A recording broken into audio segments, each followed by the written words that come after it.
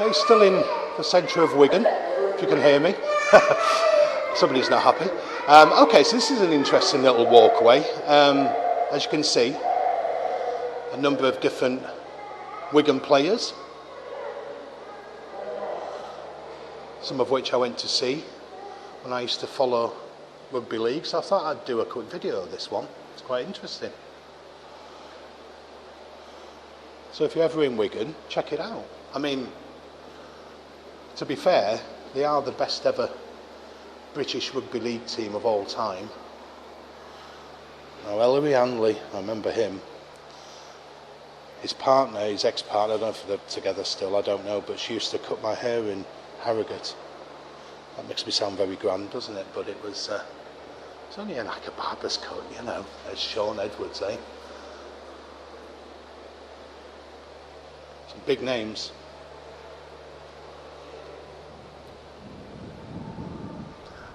Steeped in history is Wigan. And do you know where the nickname Pie Eaters comes from? Why am I talking in a Wigan accent?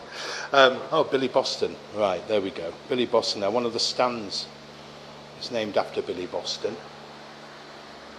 Up at the DW.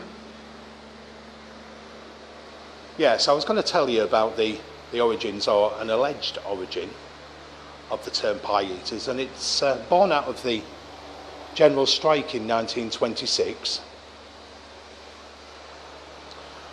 And the workers were that hungry and starving, they had to go back to work and eat humble pie, as they say, which isn't a very nice thing.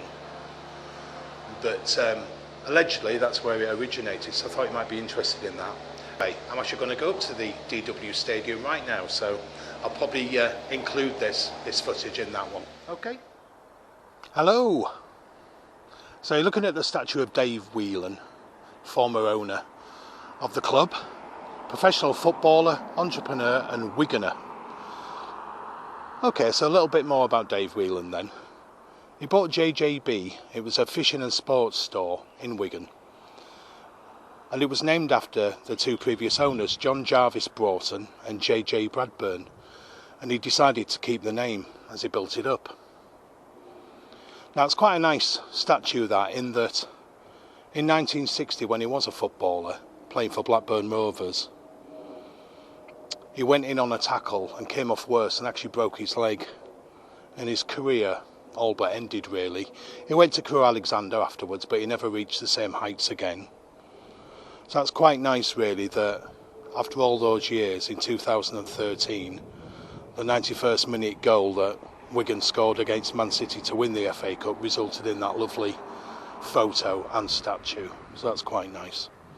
So, professional footballer we've covered, entrepreneur we know about, Wiganer. So what's it like to be a Wiganer? Okay. So what's Wigan all about then? Okay, so it was a territory of the Brigantes, an ancient Celtic tribe, and that's where a lot of the words like ince come from, and they're very popular. In the Industrial Revolution, it was a large mill town and coal mining district.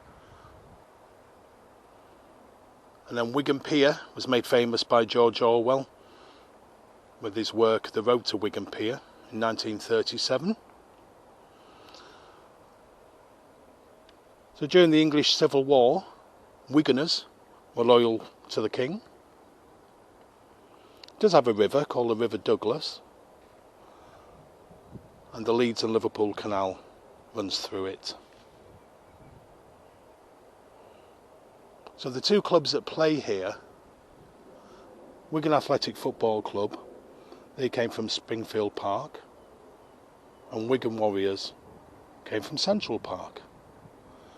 And it's really good they've got two very popular sports in one stadium.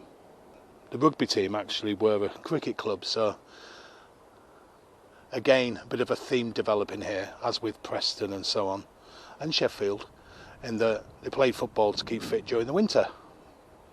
But the main sport originally was cricket. Obviously, as I've mentioned, Wigan Warriors are the most successful rugby league club in British history.